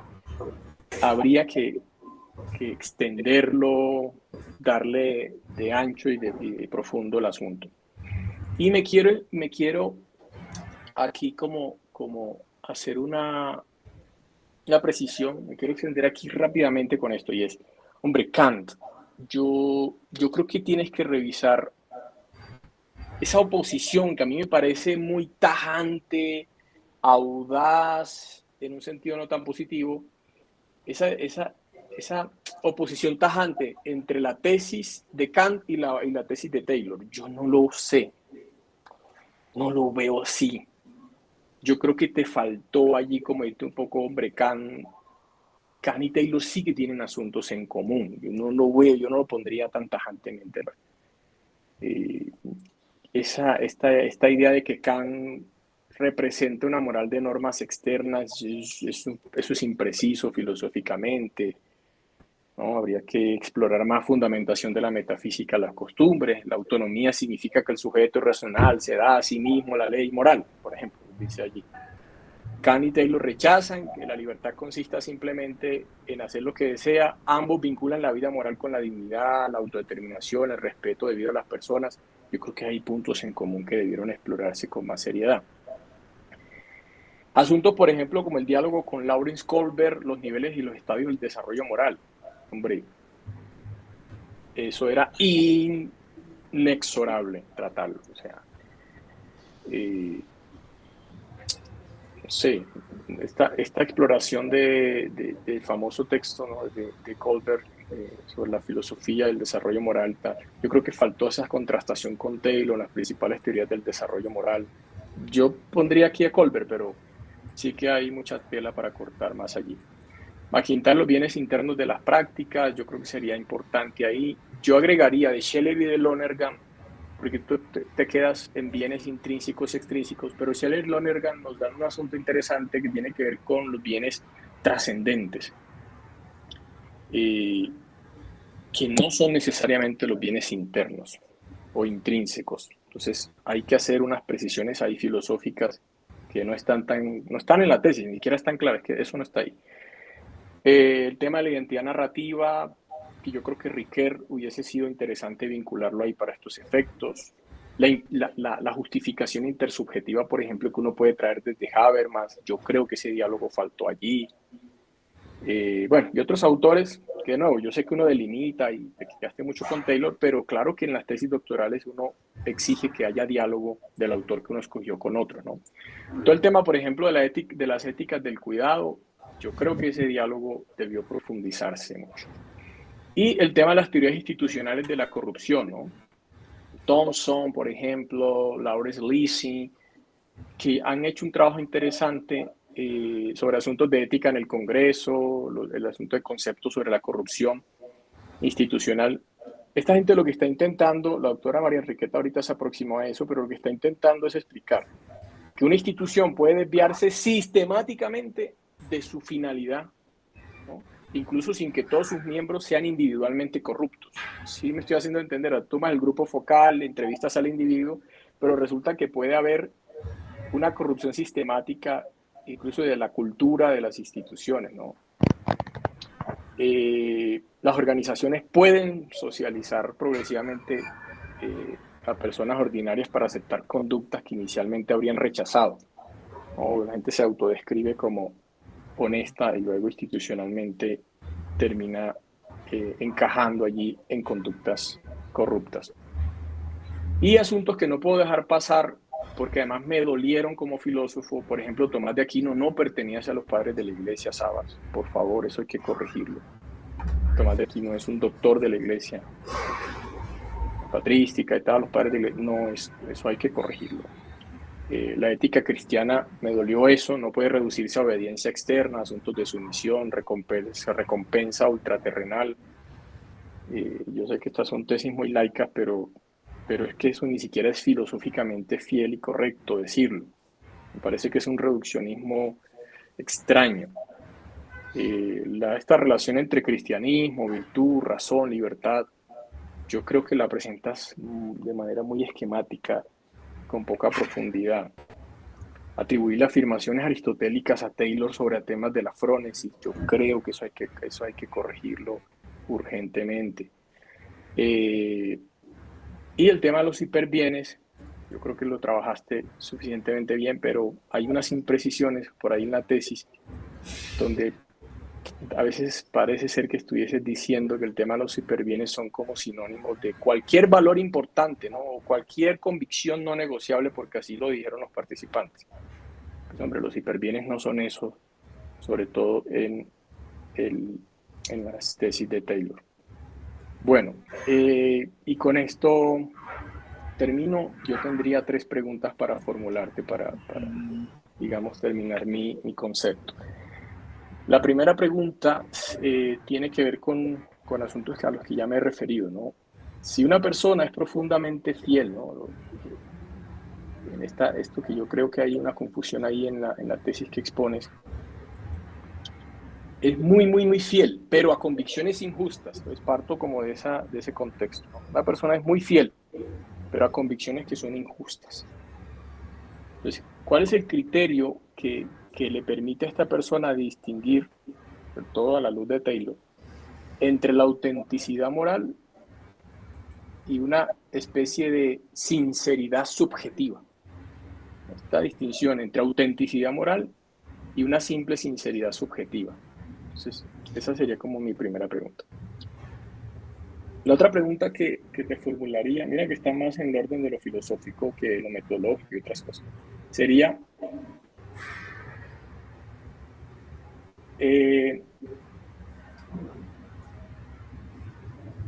con esta promesa del título de la alternativa de prevención, yo te preguntaría, ¿cuál sería esa evidencia, ¿no?, que se produjo por parte de esta investigación que realizaste para hablar propiamente de prevención de la corrupción? Para que no sea simplemente una propuesta pedagógica, que si es eso me parece maravilloso, pero lo prometiste en el título, por eso te lo estoy exigiendo con esta pregunta. Alternativa para prevenir la corrupción. ¿Dónde está esa alternativa? Y no simplemente una propuesta pedagógica, ¿no?, que claro que es plausible para formar el juicio moral, pero yo entraría ahí un poquito más, sobre todo vinculado con Taylor, con esas categorías taylorianas. Y la tercera pregunta tiene que ver con un asunto en el que fui muy fuerte ahorita en la crítica y tiene que ver con esto, y es el tema de las instituciones, ¿no? Instituciones que, ahorita te lo decía la doctora María Enriqueta, normalizan, incluso recompensan las conductas o las prácticas corruptas. Entonces, ¿hasta dónde puede llegar la formación de esa voz interior, ¿no?, y qué transformaciones institucionales requiere tu propuesta para ser verdaderamente preventiva? No sé si fui claro con esa última pregunta. Tiene que ver con contextos de instituciones corruptas en las cuales tienen por dentro unas, entre comillas, culturas organizacionales hasta donde te pueden recompensar o exigirte prácticas corruptas. Entonces, tu propuesta es, pues formemos la voz interior. Y esto luego, ¿cómo logra transformar el contexto de estas instituciones? No solamente el individuo, ¿no? Uno puede decir, el individuo cambia, la organización cambia. No necesariamente.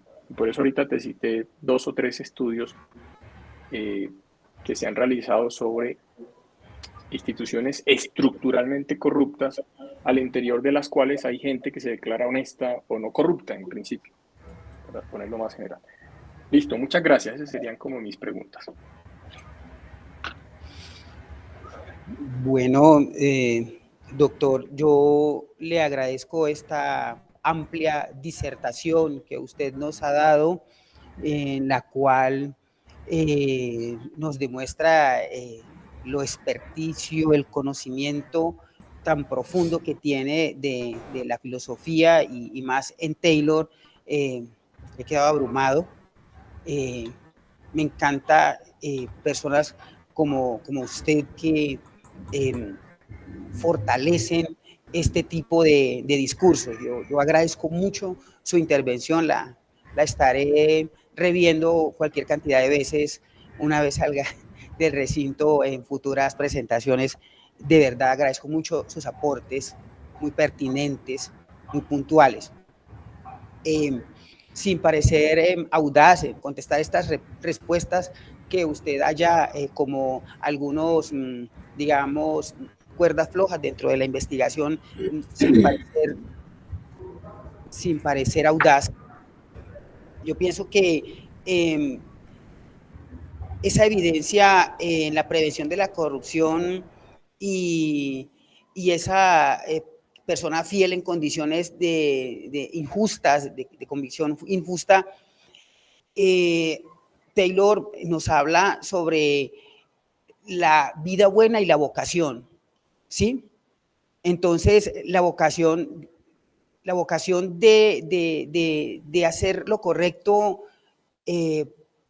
pese a las circunstancias nos genera satisfacción, porque nos lleva siempre a que hacer lo correcto nos produce felicidad.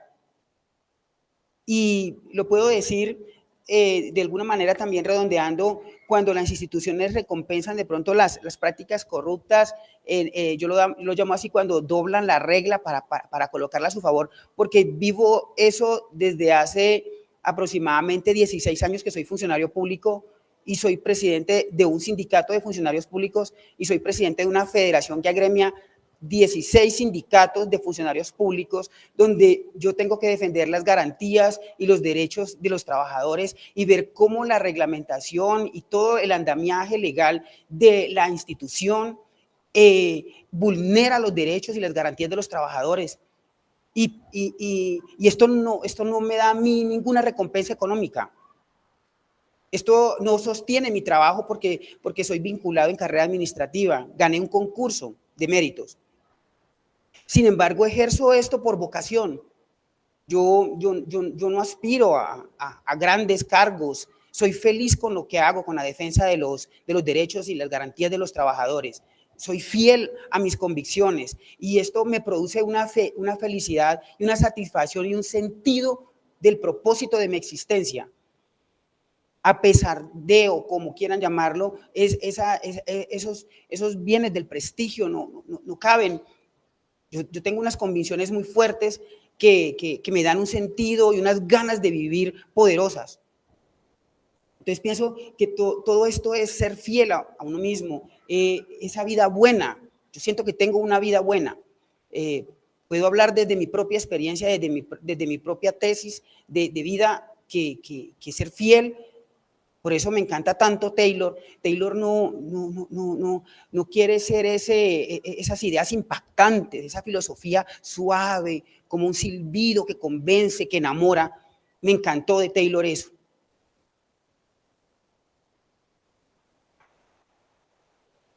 Bueno, muchísimas gracias al doctor Jesús David, a Sabas, muchísimas gracias por la respuesta. Vamos a continuar entonces en estos momentos también con el profesor doctor Gonzalo Eduardo. Profesor, adelante.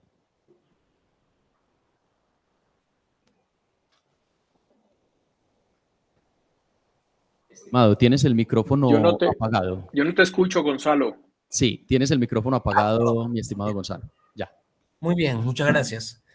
Bueno, en primer lugar, buenos días. Para mí es un honor estar aquí y acompañarles como jurado en la sustentación de una tesis tan interesante, tan inspiradora en realidad, ¿no? En ese sentido, me auno primero a las felicitaciones al tesista y también a la directora de la tesis, ¿no? Porque es una tesis profunda, esclarecedora, genuinamente interdisciplinaria, en un mundo académico que se jacta de la interdisciplinariedad, pero no la practica de manera genuina a menudo. Esta es una tesis interdisciplinaria en donde el tesista se involucra con un autor vivo, en permanente producción a pesar de su avanzada edad, ¿no? Y que ha aportado una serie de reflexiones importantes en el terreno de la ética, así como en otros, ¿no? Es una tesis que está bien escrita, además, algo que se agradece, ¿no? Es muy importante. Y yo creo que aporta decididamente, como ya estamos viendo, a la discusión tanto en el terreno de la educación como en el terreno del diálogo entre la pedagogía y la ética filosófica. El punto de partida es el tema de la corrupción y es interesante que el tesista no caiga en la tentación muy común de definir la corrupción como el uso privado del bien público, ¿no? Que es una definición a la que recurren muchos autores, incluyendo un autor que el tesista cita y que es un gran historiador peruano recientemente fallecido, Alfonso Quirós, ¿no? Tiene una historia de la corrupción en el Perú, que es un texto extraordinario, pero que parte de un concepto quizás un tanto limitado de corrupción, porque restringiría su, digamos, rango a la corrupción pública. Y como la tesis muestra muy bien, la corrupción también tiene lugar, y esto lo sabemos todos, en los espacios no públicos, ¿no? Los casos con los que inicia la tesis abordan muy bien cómo el tema de la corrupción está presente no solamente en el espacio estatal, ¿no? Y recurre a la ética y la autenticidad como un, digamos, soporte teórico, filosófico importante para combatir y prevenir los temas de corrupción. Por supuesto, como el doctor David ha señalado antes que yo, el fenómeno de la corrupción es un fenómeno complejo que abarca temas vinculados a las mentalidades, a las prácticas sociales, a los arreglos institucionales, a las reformas normativas. Y bueno, lo que yo diría es que la tesis se enmarca en el terreno sobre todo de las mentalidades, ¿no? Y por eso es que, digamos, el texto de Taylor le es útil, ¿no?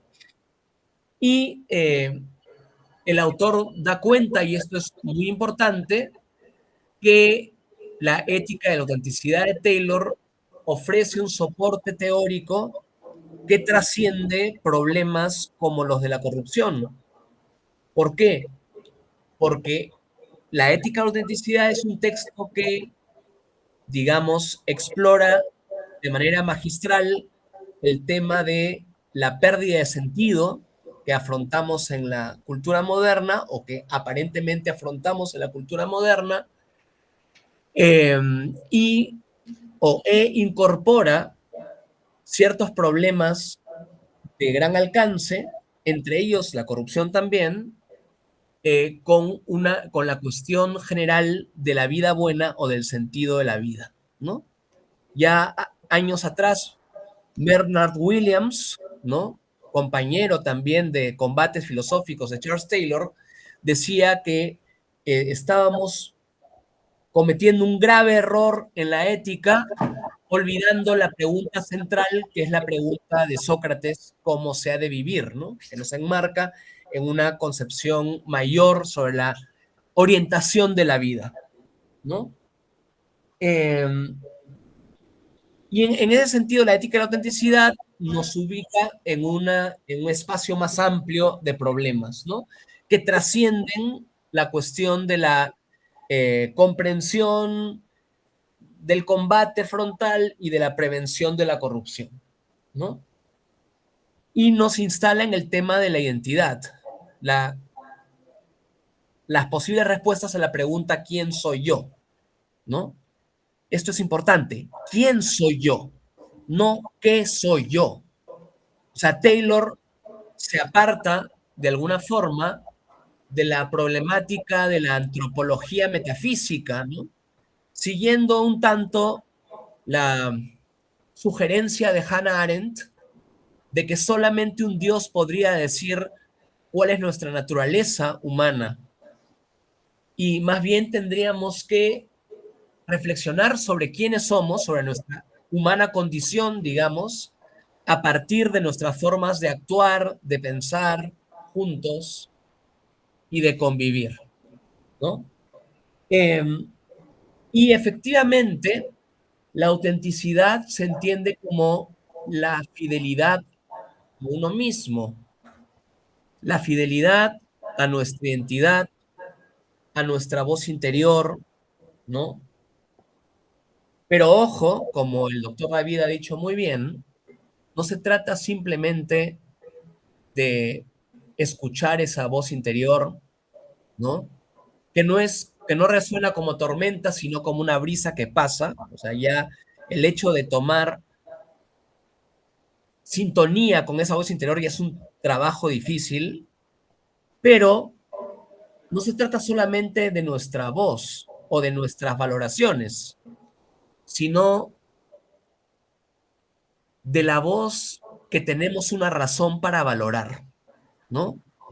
Eso implica insertarnos en un entramado de justificaciones, de debates que podemos plantear en público, ¿no? Una, una perspectiva, una decisión ética no es valiosa por el mero hecho de elegirla, sino es valiosa porque tenemos razones para elegirla, ¿no? Y razones que revelan que los bienes con los que se conectan son bienes intrínsecos, ¿no? Son bienes que valen por sí mismos. Entonces, efectivamente, eh, considero que ahí hay un elemento que afinar, ¿no? Eh, la tesis también alude a los horizontes de sentido, ¿no? Y Taylor, en sus obras, en general, en Fuentes del Yo, que es su obra más importante, y que respecto de la cual la ética de la autenticidad es un derivado. De hecho, la ética de la autenticidad se redactó sobre la base de unas conferencias que Taylor dio en la radio, en donde intentó difundir y completar tesis que están presentes en Fuentes del Yo, ¿no? Eh, Taylor nos habla de los horizontes de significado usando otras expresiones, ¿no? Marcos referenciales, trasfondos, ontologías morales, ¿no? En realidad lo que Taylor está haciendo es recurriendo al vocabulario de la fenomenología, ¿no? Un horizonte de sentido es, como dice la tesis, un trasfondo de suposiciones, de intuiciones, de creencias, de convicciones, pero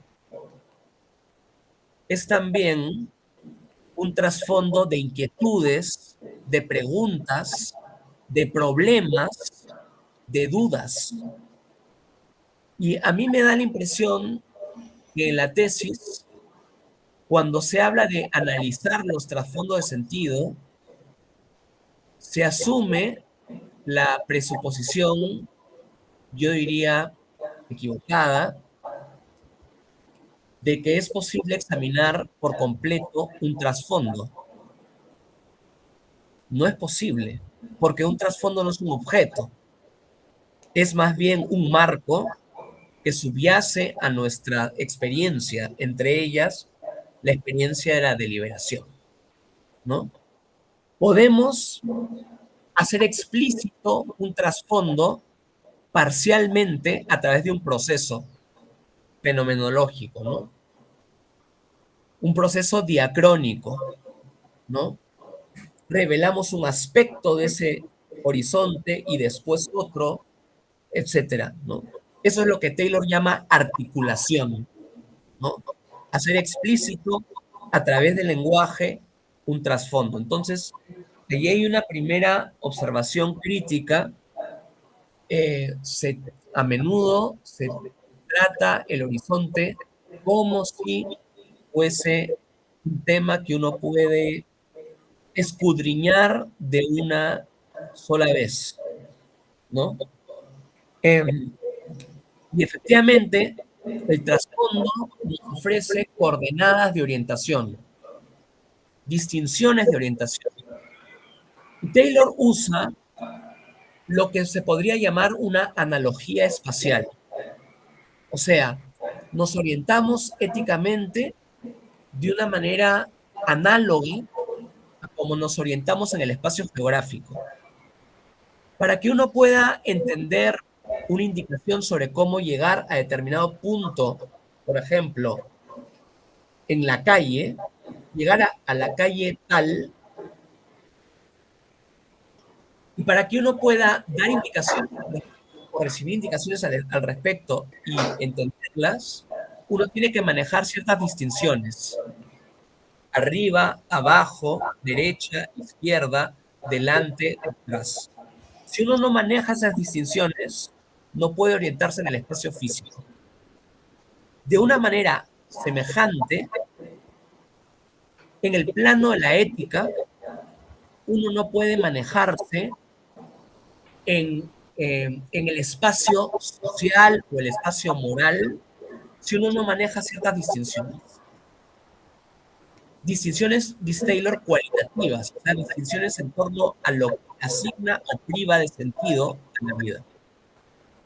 La distinción entre significativo en oposición a trivial, superior en oposición a inferior, bueno en oposición a malo, justo en oposición a injusto, libre en oposición a alienado, y así en otros casos. ¿De acuerdo? Pero mientras las distinciones que nos orientan en el espacio son de una sencilla clarificación, porque nos remiten al horizonte, al trasfondo de nuestra experiencia, de nuestra percepción sensible, o sea, en condiciones normales, mi cabeza apunta hacia arriba, mis pies hacia abajo, mano derecha, mano izquierda, el pecho hacia adelante, la espalda hacia atrás. Las distinciones cualitativas nos remiten a un trasfondo muchísimo más complejo. Nuevamente, un trasfondo de convicciones, de creencias, de intuiciones, pero también de dudas, de problemas. Y esto supone que nosotros no podamos, ni siquiera como parte de una agenda pedagógica, precisar de manera exhaustiva y definitiva los valores que seguimos, ¿no? Porque efectivamente la tesis señala muy bien las limitaciones de la educación ética con la observancia de un código deontológico, ¿no? Un código de normas que está ahí fijo, un recetario, ¿no? Y alude muy bien a esta concepción aristotélica de la frónesis que Taylor hace suya en muchas de sus obras, ¿no? Pero hay que decir que otro escollo que hay que estudiar en la pedagogía ética no es solamente la del código deontológico, sino la llamada educación en valores, que considera que los valores supremos ya están allí, en el seno de alguna tradición política, religiosa, etcétera, y de modo tal que lo que nosotros tenemos que hacer es simplemente adentrarnos en esa tradición para aplicar esos valores. El problema ético se convierte en un problema de aplicación. La tesis no cae allí, que es una tradición clásica. La ética de Taylor no es solamente una ética de los bienes, es una ética del discernimiento, es una ética de la deliberación. La pregunta no es solamente qué valores debemos aplicar, sino por qué estos valores y por qué no otros. ¿Cómo llegamos a ellos? ¿Cómo llegamos a justificarlos?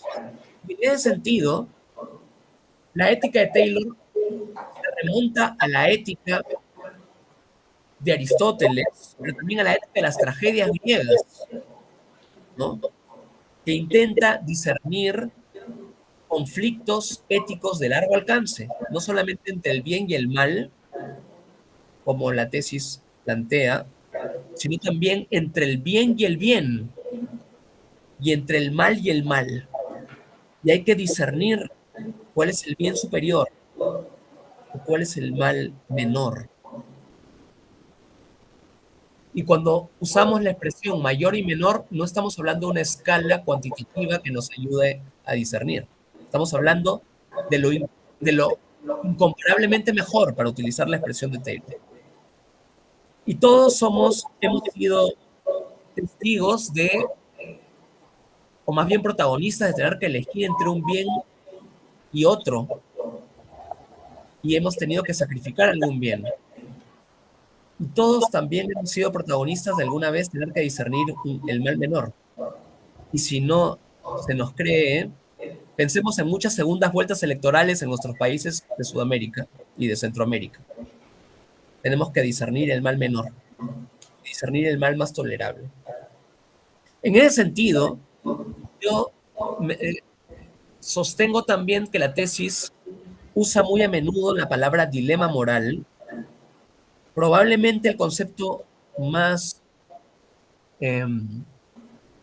razonable sea conflicto, porque dilema siempre alude a dos, y el conflicto alude a un margen más amplio de opciones, a veces trágicas, ¿no?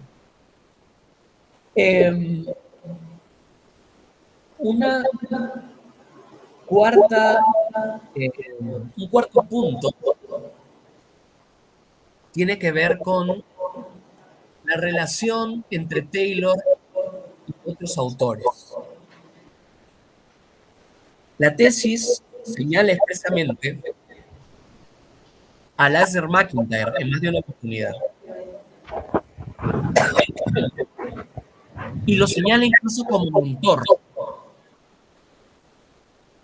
Por supuesto que entre Taylor y MacIntyre hay algunos argumentos en común.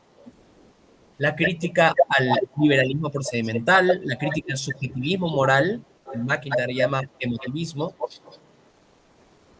Pero Taylor y MacIntyre están a mucha distancia en otra serie de cuestiones. Por ejemplo, a la valoración crítica de la modernidad. MacIntyre considera que la modernidad como civilización está condenada al fracaso y que lo que tenemos que hacer es esperar a San Benito. Estas son las páginas finales de Tras la Virtud. Y que tenemos que recuperar la tradición aristotélico-tomista. Taylor, más bien, escribe Fuentes del Yo y la ética de la autenticidad como una respuesta a MacIntyre. Taylor aboga por la recuperación de la modernidad y de su pluralismo intrínseco. Entonces, una pregunta sería, ¿cómo distinguir la ética de la virtud de MacIntyre de la ética de los bienes y la deliberación de Taylor? Porque esta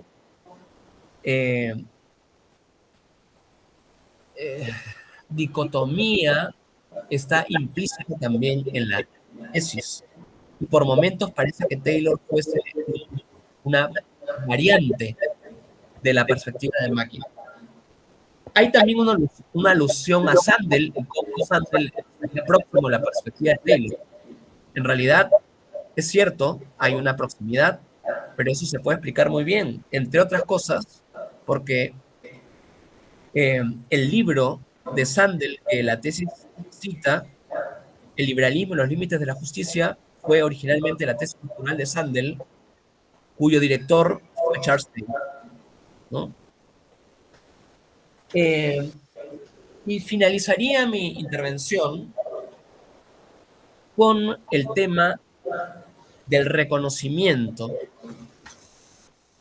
Por momentos, la tesis parece distinguir entre el reconocimiento del otro y el llamado autorreconocimiento. A mí me parece que la expresión autorreconocimiento es innecesaria, ¿no? Que habría que hablar simplemente del reconocimiento, el proceso de reconocimiento, el fenómeno del reconocimiento, ¿no? Que como se sabe, Charles Taylor toma de Hegel, ¿no?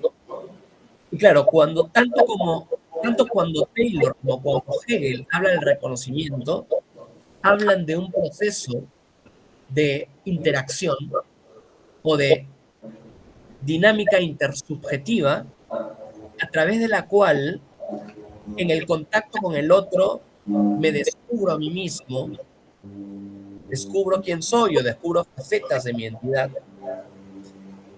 Pero al mismo tiempo, en el contacto conmigo, descubro las pretensiones que están presentes en mi interlocutor. Entonces, la idea de un autorreconocimiento me parece que termina sobrando, ¿no? La dinámica del reconocimiento es una dinámica de autoconocimiento y de contacto con la alteridad, ¿no? Y una tentación muy fuerte, cuando uno habla del reconocimiento, nos puede llevar a una malinterpretación de Taylor. La idea de que yo tomo de otros quién soy. Si yo tomo de otros la imagen de quién soy, me expongo a algo que se llama la alienación. La alienación es lo contrario a la construcción de la identidad. Taylor dice que la identidad se construye a través del diálogo. Y diálogo literalmente significa a través de logos. Dia es a través de. No dos. Hay gente que dice diálogo es dos y logos. No. En griego, duas es dos. Dia es a través de. A través de logos construyo la identidad. Entonces, a través del diálogo con los otros significativos, construyo mi identidad, efectivamente. Pero en ningún caso los otros me imponen la imagen de quién soy. Eso consistiría en el falso reconocimiento, más bien. Es a través del ejercicio del logos, o sea, de la razón, que yo discierno sobre la base de este material de intercambio comunicativo con los otros y con los horizontes, quién soy. Pero ¿eso qué significa? Que la última palabra sobre quién soy la tengo yo. Y ese es un dato fundamental que requiere también hacerse explícito en una tesis como esta. Por demás, me parece interesante la aplicación de la ética de la autenticidad en una propuesta pedagógica amplia y me parece también interesante y esclarecedor los casos que el tesista ha exhibido en la tesis. Fuera de estas observaciones, considero que el trabajo es un trabajo valioso y que sin duda va a aportar de manera contundente al debate académico y al debate educativo, específicamente en Colombia y en otros lugares de la red. Muchas gracias por mi parte. Bueno, muchísimas gracias, doctor Gonzalo Eduardo, por su valiosa intervención. Finalizada la defensa de la tesis, expuestas las opiniones de los miembros del tribunal y oídas cada una de las respuestas por parte del estudiante, daremos lugar a la deliberación. En ella participan los miembros del tribunal de evaluación, la directora, quien tendrá voz pero no voto, y la delegada del comité